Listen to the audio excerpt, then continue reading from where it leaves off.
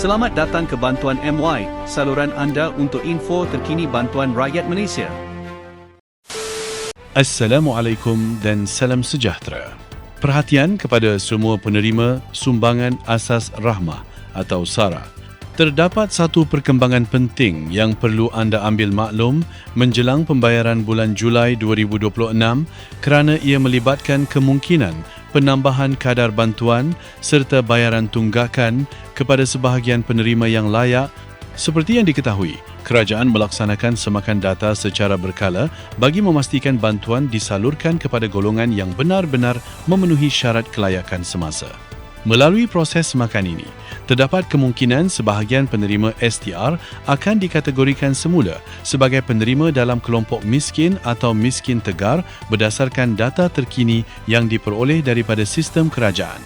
Sekiranya semakan mendapati seseorang penerima layak dimasukkan ke dalam kategori tersebut, mereka berpotensi menerima kadar bantuan SARA yang lebih tinggi berbanding sebelum ini.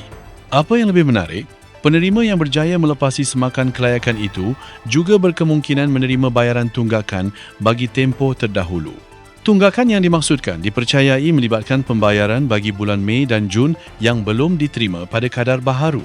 Oleh itu, apabila kelayakan baharu disahkan, bayaran berkenaan boleh dikreditkan secara berasingan sebelum pembayaran SARA bulan Julai dilaksanakan. Berdasarkan pengalaman semakan berkala yang pernah berlaku sebelum ini, ramai penerima yang layak menerima tunggakan terlebih dahulu sebelum masuknya pembayaran bulanan berikutnya.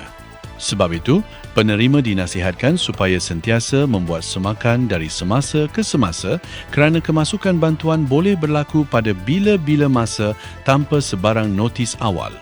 Sekiranya anda mendapati terdapat pertambahan baki bantuan dalam sistem SARA atau melalui semakan rasmi, jangan terkejut kerana ia mungkin merupakan bayaran tunggakan hasil daripada semakan kelayakan terkini yang telah diluluskan. Penting untuk difahami bahawa proses ini tidak terhad kepada satu kategori sahaja.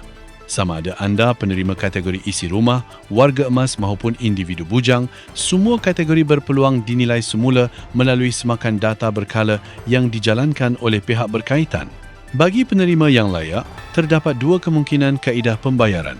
Pertama, bayaran tunggakan disalurkan lebih awal sebelum pembayaran SARA bulan Julai. Kedua, bayaran tunggakan disertakan sekali bersama pembayaran semasa bulan Julai sekiranya ia belum sempat dikreditkan lebih awal. Oleh sebab itu, penerima dinasihatkan supaya bersabar dan terus memantau status bantuan masing-masing. Sebarang perubahan pada rekod kelayakan atau jumlah bantuan yang diterima boleh menjadi petunjuk bahawa semakan terkini telah selesai diproses. Untuk makluman, semakan status kelayakan SARA boleh dilakukan melalui portal rasmi Sumbangan Asas Rahmah dan aplikasi Semak SARA sekiranya tersedia kepada penerima. Langkah ini penting bagi memastikan anda tidak terlepas sebarang maklumat berkaitan bantuan yang layak diterima. Buat masa ini, penerima hanya perlu terus mengikuti perkembangan semasa dan menunggu pengumuman rasmi daripada pihak kerajaan sekiranya terdapat sebarang kemaskini berkaitan pembayaran serta semakan kelayakan baharu.